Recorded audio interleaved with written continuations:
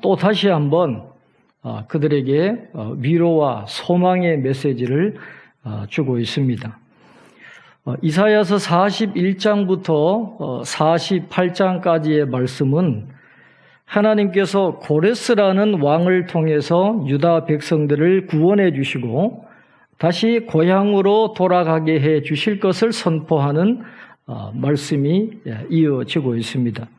그러니까 포로 생활을 하고 있는 그들에게 이제 포로 생활을 그치고 고향으로 돌아갈 수 있다라고 하는 이 말씀이 얼마나 그들에게 위로가 되었겠어요. 그러니까 41장부터 48장이 이제 그 말씀을 전해주고 계시는데 오늘 말씀이 바로 그 가운데 이제 포함되어 있는 그런 위로의 말씀입니다. 오늘 본문 1절에 보면 하나님이 이렇게 말씀하십니다. 야곱아 너를 창조하신 여호와께서 지금 말씀하시느니라. 이스라엘아 너를 지으신 이가 말씀하시느니라. 너는 두려워하지 말라. 내가 너를 구속하였고 내가 너를 지명하여 불렀나니 너는 내 것이라. 그렇게 말씀하세요. 지금 이 하나님의 말씀을 듣고 있는 유다 백성들은 나라가 망해서 바벨론에 지금 포로로 끌려가 있는 그런 상태예요. 자유가 없습니다. 모든 걸 다 빼앗겨버린 그런 절망적이고 낙심적인 그런 상황에 놓여 있습니다. 그들이 고국에 있을 때 붙잡았던 그 국가 신학은 하나님이 함께 하시는 한 우리는 절대로 망하지 않는다. 그걸 믿고 살았거든요. 그런데 하나님이 함께 계셨던 성전이 무너지고 나라가 망하고 포로로 끌려와 있는 그런 절망적인 상태였습니다. 그런데 하나님이 지금 말씀하시는 거예요. 하나님은 그래도 그들을 버리지 않으셨다는 겁니다. 너희들이 포로로 끌려와 있는 그곳에 나도 너희와 지금 함께하고 있다 하는 말씀을 오늘 1절에 주시는 겁니다. 야곱아 너를 창조하신 여호와께서 지금 말씀하시느니라 그랬어요. 지금 말씀하신다. 하나님은 과거에만 존재하던 그런 하나님이 아니라는 거예요. 과거에 존재하시고 역사하셨던 그 하나님이 지금 너희와 함께하고 있다. 나라가 망하고 포로로 끌려와 있는 바벨론 바로 이곳에 내가 너희와 함께하고 있다. 그리고 너희들에게 말씀한다 하는 것을 지금 하나님이 말씀하시고 있는 것입니다. 이사야서 43장 1절부터 5절까지의 말씀은 하나님의 거룩하신 임재를 선언하고 있는 것입니다. 구약 성경에서 거듭 등장하는 이 하나님의 임재에 대한 약속은 유대인들의 신앙의 근본을 형성하는 중요한 진리였어요. 어디를 가든지 어떤 환경에서도 하나님이 함께 계신다. 구약 성경을 보면 하나님이 늘 그의 백성들에게 상기시켜 주셨던 게 그거거든요. 하나님이 함께 하신다. 하나님이 우리의 인생을 인도하고 계신다 하는 것을 끊임없이 상기시켜 주고 계시는데 하나님께서 함께 하신다는 것이 흔들리지 않는 토대가 될 때에 온갖 어려움을 이겨낼 수 있기 때문에 그렇습니다. 하나님이 함께 하신다고 하는 믿음만 붙잡으면 모든 어려움들을 이겨낼 수 있기 때문에 하나님은 계속해서 내가 너희와 함께하고 있다. 내가 너를 붙들고 있다. 내가 너를 도와준다 하는 말씀을 계속해서 보여주셨던 것이죠. 포로로 끌려가 있는 유다 백성들에게 하나님은 그들과 내가 지금 너희와 함께하고 있다라고 말씀해 주시면서 또 다른 놀라운 말씀을 선포하시는데 하나님께서 그들을 창조하셨고 그들을 지으셨다라고 하는 것입니다. 이스라엘아 너를 지으신 이가 말씀하시느니라. 다른 말로 하면 그들은 하나님의 걸작품이라는 거예요. 예술가의 혼이 담긴 소중한 그런 작품처럼 하나님은 그렇게 이스라엘 백성들을 걸작품으로 창조하셨다라고 하는 것이죠. 예술가들이 자신의 혼이 담긴 그 작품을 얼마나 소중히 여기는지 몰라요. 목숨보다 귀하게 여기는 그런 모습을 보게 되는데, 그렇다고 한다면 사람도 그렇게 자기의 작품을 귀하게 여긴다고 한다면 하나님이 손수 만드신 그 작품, 그 걸작품을 얼마나 소중하고 귀하게 여기시겠습니까? 유다 백성들뿐만 아니라 오늘 저와 여러분도 하나님의 걸작품이에요. 비록 내 모습이 좀 초라해 보일 수도 있고 별로 자랑할 것도 없고 또 자신에 대해서 참 실망할 때도 있고, 나는 왜 이 모양인가, 내가 왜 이럴까 하는 그런 면이 분명히 있기는 있습니다만은, 그럼에도 불구하고 하나님이 거듭해서 말씀하시는 것은 내가 너를 지었다라는 거예요. 내가 너를 만들었다라는 거예요. 손수 만드셨다. 너는 나의 작품이다. 너는 나의 걸작품이다.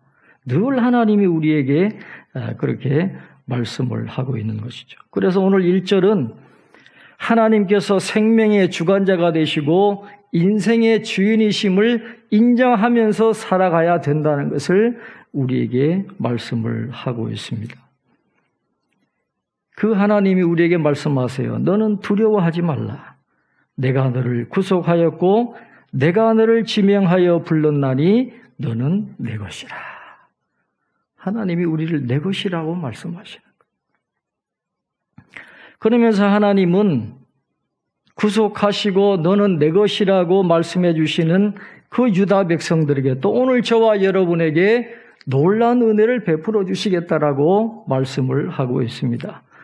오늘 하나님께서는 이사야 선지자를 통해서 이 출애굽 전성을 사용해 가지고 하나님이 하나님의 백성들에게 어떤 은혜를 베풀어 주시는가를 설명을 해 주고 있습니다. 오늘 본문 2절 한번 우리 같이 읽겠습니다. 2절입니다.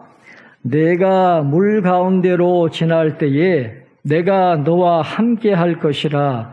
강을 건널 때에 물이 너를 침몰하지 못할 것이며 내가 불 가운데로 지날 때에 타지도 아니할 것이요 불꽃이 너를 사르지도 못하리니. 아멘.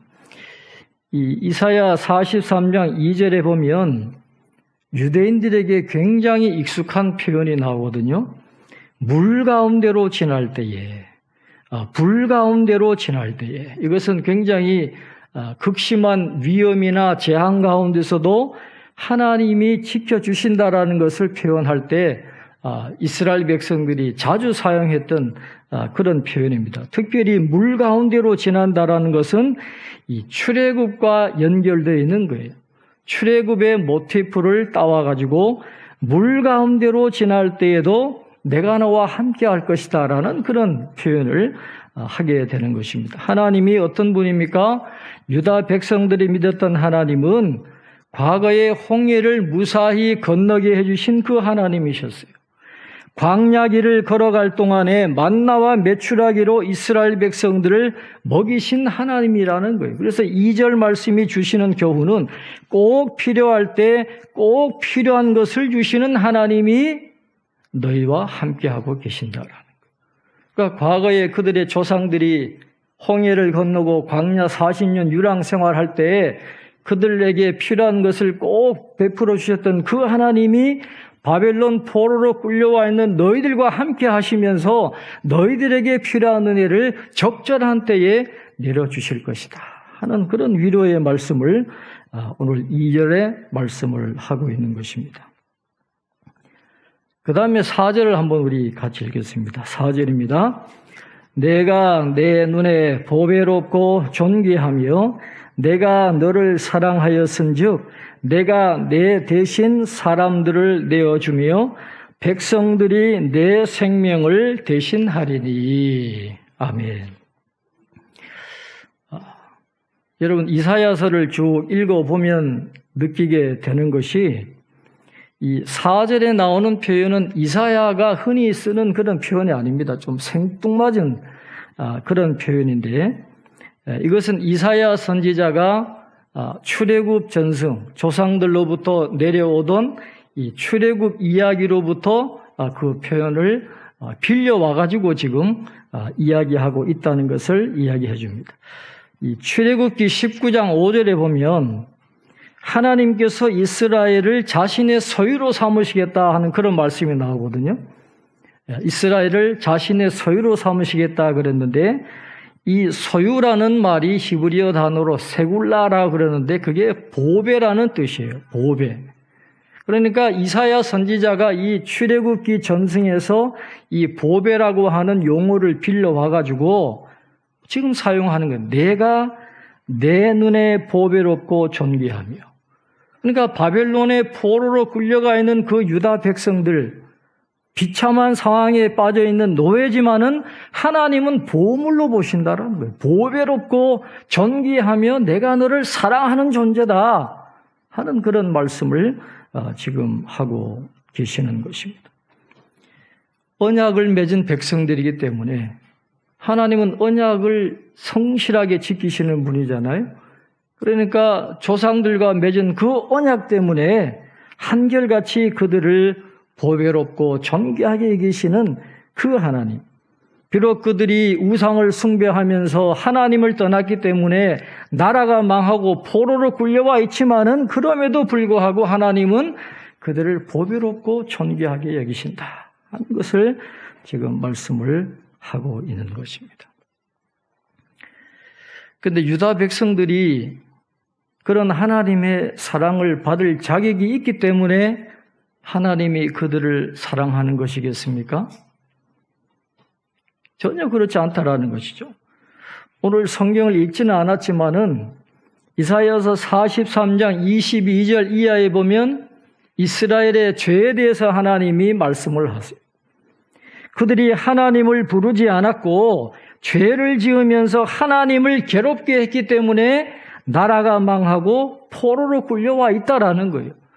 그들이 분명히 죄를 지었습니다. 우상 숭배했습니다. 하나님을 떠났어요. 하나님을 괴롭게 했습니다. 그래서 포로로 끌려와 있는 거예요. 그럼에도 불구하고 그들의 조상들과 맺으신 그 언약 때문에 그 언약을 신실하게 지키시는 그 하나님의 인자하신 사랑, 헤세드, 그 사랑 때문에 받을 자격이 없는 이스라엘 백성들을 지금도 하나님은 사랑하고 계신다 하는 것을 오늘 성경은 말씀을 하고 있습니다. 받을 자격이 없음에도 불구하고 주시는 사랑, 그 은혜, 그 헤세드, 오늘 저와 여러분에게도 하나님은 그 은혜를 베풀어 주고 계십니다. 그런데 하나님은 왜 이스라엘 백성들을 버리지 않으셨을까요? 하나님을 떠났어요. 언약을 지키지 않았어요. 우상을 쫓아갔어요. 그럼 하나님 완전히 버리셔도 되는데 왜 그들을 끝까지 붙들어 주시고 너는 보배롭고 존귀하다, 사랑한다 그렇게 말씀을 해 주실 걸까요? 이유가 있다라는 것이죠. 오늘 7절 말씀 우리 한번 같이 읽겠습니다. 7절 우리 한번 같이 읽겠습니다. 내 이름으로 불려지는 모든 자 곧 내가 내 영광을 위하여 창조한 자를 오게 하라. 그를 내가 지었고 그를 내가 만들었느니라. 아멘. 자, 오늘 7절에 잘 보세요. 내가 내 영광을 위하여 창조한 자라. 그렇게 말했어요. 하나님께서 땅 위에 이스라엘 백성들을 택하신 목적은 하나님의 영광 때문이었어요. 하나님의 영광을 드러내는 민족이 되라고 이스라엘 백성들을 하나님이 선택을 하셨어요. 그들이 비록 실패했어요. 하나님을 떠났어요. 하나님을 버렸어요.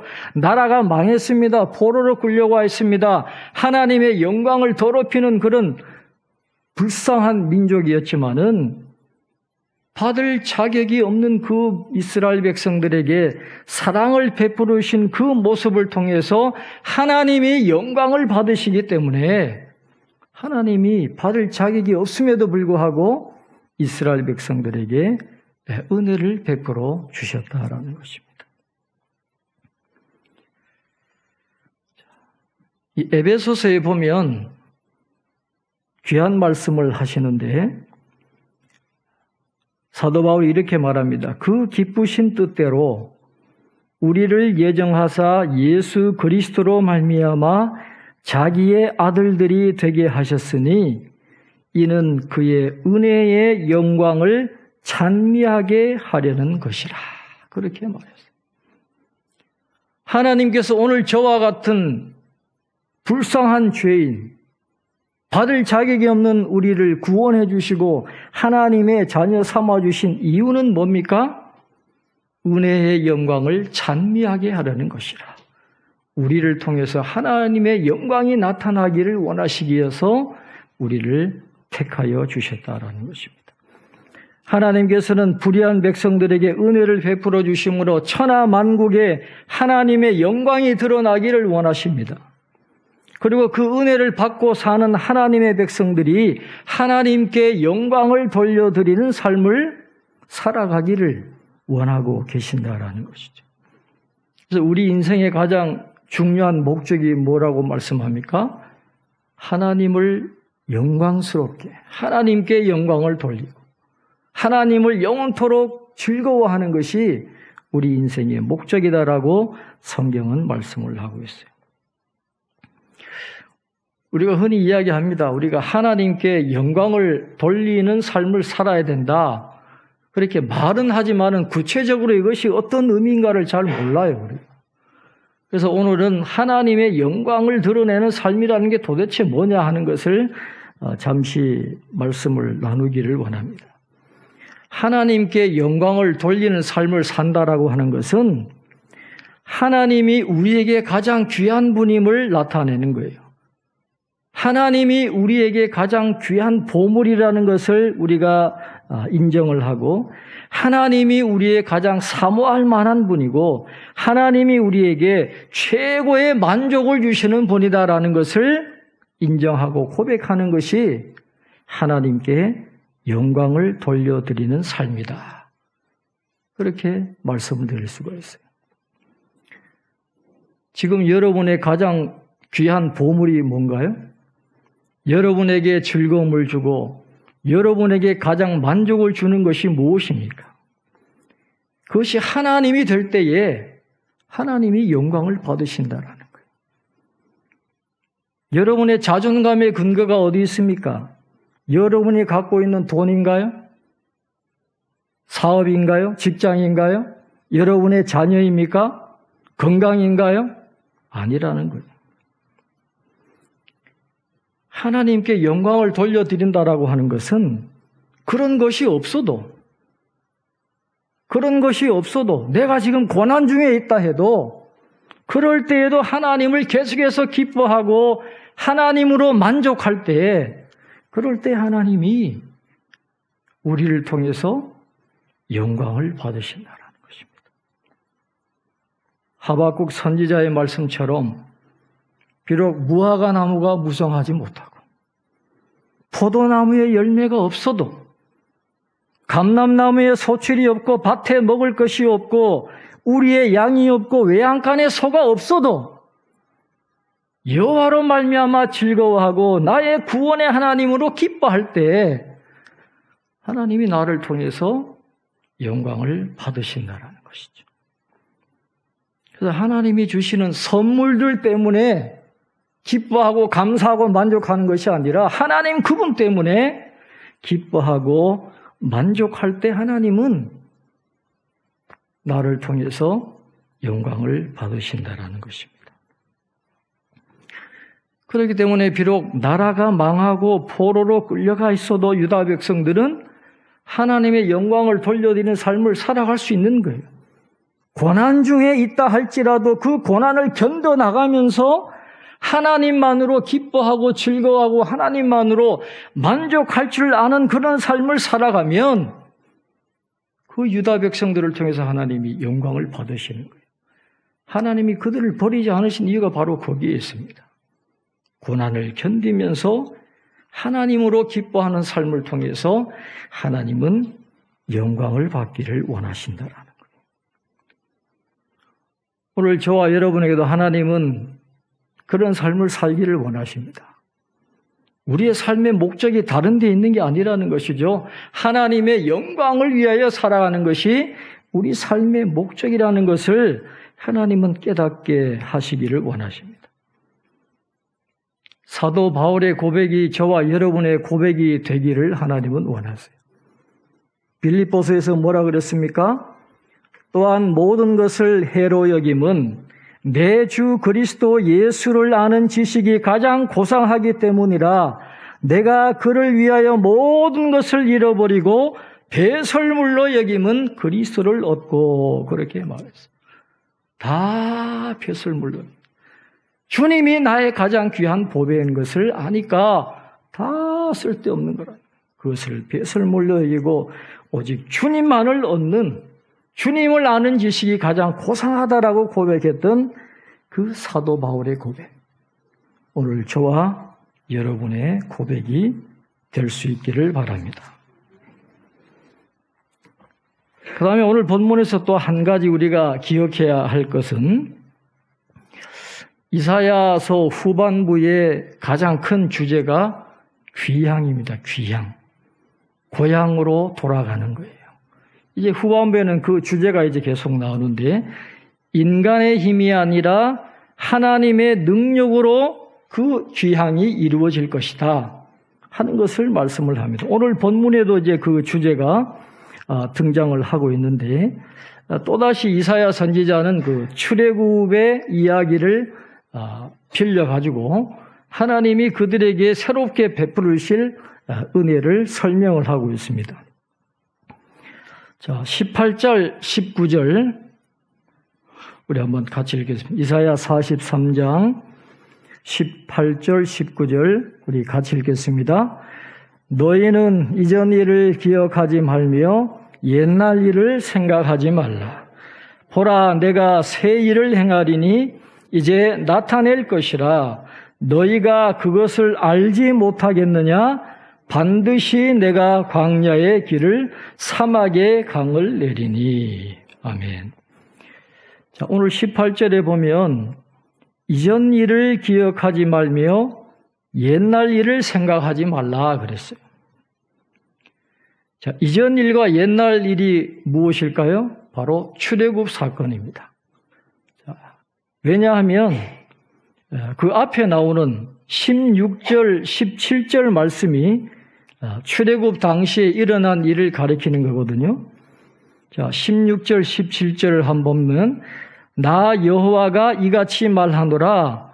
바다 가운데의 길을 큰 물 가운데에 지름길을 내고 병거와 말과 군대의 용사를 이끌어내어 그들이 일시에 엎드러져 일어나지 못하고 소멸하기를 꺼져가는 등불 같게 하였느니라. 애굽의 군대를 다 휩쓸어버린 그 출애굽의 그 사건. 그러나 하나님은 지금 이제 그전 일을 기억하지 말라라는 거예요. 왜냐하면 새로운 일을 행하시겠다는 거예요. 자, 오늘 19절에 뭐라 그랬습니까? 보라, 내가 새 일을 행하리니. 그 새 일이 뭐예요? 바빌론의 포로로 끌려가 있던 그 백성들이 고향으로 돌아가는 것. 그게 새로운 일입니다. 너희가 포로로 끌려와 있지만 영원히 여기 있는 게 아니다라는 거예요. 너희들의 고향으로 돌아갈 것이다. 하나님이 친히 그 새 일을 이루시겠다라고 말씀을 하고 있는 거예요. 오늘 하나님께서 이사야 선지자를 통해서 유다 백성들에게 깨닫게 하시는 것이 뭐냐면 출애굽 사건은 과거에 한번 일어난 사건으로 끝나는 게 아니다라는 거예요. 출애굽의 사건은 다시 일어날 수 있는 사건이에요. 하나님은 능력의 하나님이기 때문에 그 하나님의 능력을 믿는 자들에게는 또다시 출애굽의 사건이 얼마든지 일어날 수 있다는 거예요. 내가 새 일을 행하리니. 여러분의 삶 속에도 하나님이 행하시는 새 일을 경험하실 수 있기를 바랍니다. 내가 하는 게 아니에요. 하나님이 행해 주시겠다는 거예요. 그런데 하나님이 전제 조건을 내 것입니다. 자, 19절에 뭐라 그랬습니까? 보라, 내가 새 일을 행하리니 이제 나타낼 것이라. 너희가 그것을 알지 못하겠느냐? 그렇게 물으세요. 너희가 그것을 알지 못하겠느냐? 이 말을 다르게 바꾸면 마음에 충분한 그릇을 준비했느냐? 출애굽의 역사가 다시 일어날 것을 믿느냐? 그 말이에요. 그 믿음이 있으면 하나님이 또다시 출애굽의 놀라운 역사와 기적을 일으켜 주시겠다. 그렇게 말씀을 하고 있습니다. 자, 말씀을 맺겠습니다. 여러분, 우리가 살아갈 때 물을 건너지 않고 불 가운데로 지나가지 않는 삶은 없습니다. 물을 건너가야 될 때도 있고 불 가운데로 지나갈 때도 있어요. 생각하지 못했던 어려움을 우리가 당할 수밖에 없는 연약한 인생입니다. 여러 가지 모양으로 어려운 일을 당하지만은 그러나 우리를 보배롭고 존귀하게 여기시고 사랑해 주시는 하나님의 그 끝없는 사랑이 언제나 우리와 함께하고 계신다라는 것을 여러분 잊지 마시기를 바랍니다. 그 하나님이 함께 하시면 어떤 고난이나 역경도 우리가 이겨나갈 수 있다는 것이죠. 그리고 오늘 본문은 우리를 지으시고 지명하여 불러내어서 하나님의 소유로 삼으신 목적은 하나님을 찬송하게 하려는 데 있고 하나님의 영광을 드러내는 데 있다라는 거예요. 이 말씀을 우리가 읽으면서 다시 한번 우리에게 질문해 보기를 원합니다. 여러분의 지금 보물이 무엇입니까? 여러분이 기뻐하고 여러분에게 만족을 주는 것이 무엇입니까? 우리가 겪고 있는 이 코로나 바이러스는 우리 모두가 회개하고 그리스도의 무한한 가치에 비추어서 삶을 재정비하라는 하나님의 우려와 같은 신호예요. 이 코로나 바이러스는 절대로 우연히 일어난 사건이 아닙니다. 회개를 촉구하시는 하나님의 자비로운 부르심입니다. 하나님은 모든 재난을 통해서 이 코로나 바이러스뿐만 아니라 지금 메뚜기 때 지금 기근이 있고 메뚜기 때도 일어나고 있고 지금도 지진이 일어나고 있고 여러 가지 어려움이 일어나고 있는데 하나님은 모든 재난을 통해서 자비로운 메시지를 주십니다. 우리는 모두 멸망할 운명에 처한 죄인들이고 재난이라고 하는 것은 아직 시간이 있을 때에 회개하고 구원받으라고 하는 하나님의 자비로운 부르심이라는 것이죠. 하나님은 우리의 마음과 생각이 변화되어서 우리의 전부를 바쳐서 하나님을 자신의 보화로 여기고 다른 어떤 관계보다도 예수님을 가장 귀한 보물로 여길 것을 우리에게 원하고 계신다라는 것입니다. 오늘 말씀처럼 우리가 앞으로 살아갈 때에 하나님을 가장 소중한 분으로 그 어떤 것보다도 가치 있는 분으로 내가 사모할 만한 그 주님 여호와를 기뻐하라 그러잖아요. 다른 것 기뻐하지 말고 여호와를 기뻐하는 여호와를 즐거워하는 고난 중에도 인내하면서 하나님을 붙잡을 때 그런 우리들의 삶을 통해서 하나님이 영광을 받으시는데 저와 여러분이 그런 하나님께 영광 돌려드리는 그런 삶을 살아갈 수 있기를 주님의 이름으로 축원합니다. 기도하겠습니다. 하나님 아버지, 오늘도 저희들 불러주시고 하나님께 예배 드리게 하시고 하나님의 말씀 앞에 무릎 꿇게 하심을 감사합니다. 하나님 아버지, 우리가 물을 건너갈 때도 있고 불 가운데도 지날 때에도 있습니다. 고난이 없는 삶은 없습니다. 그러나 그 가운데서도 하나님 우리와 함께 하시겠다라고 말씀하고 계십니다. 내가 너를 보배롭고 존귀하게 여기고 사랑해 주시겠다라고 말씀하고 있습니다. 또한 새 일을 행하겠다고 말씀하여 주십니다. 그 하나님을 믿는 믿음으로 일어나게 하여 주옵소서. 우리의 삶 속에 새 일을 행하시는 하나님의 은혜를 경험하며 하나님께 영광 돌려드리는 저희들의 삶이 되게 도와주시옵소서. 하나님 아버지, 우리가 사랑하는 것, 우리가 귀하게 여기는 것, 우리가 기뻐하는 것, 우리가 만족하는 것이 무엇입니까? 그것이 하나님이 되고 예수 그리스도가 될 때에 하나님의 영광을 받으시는데 우리 모두가 하나님께 영광을 돌려드리는 귀한 삶을 살아가는 주의 자녀들이 될 수 있도록 축복해 주시옵소서. 감사하고 예수님의 이름으로 기도하옵나이다.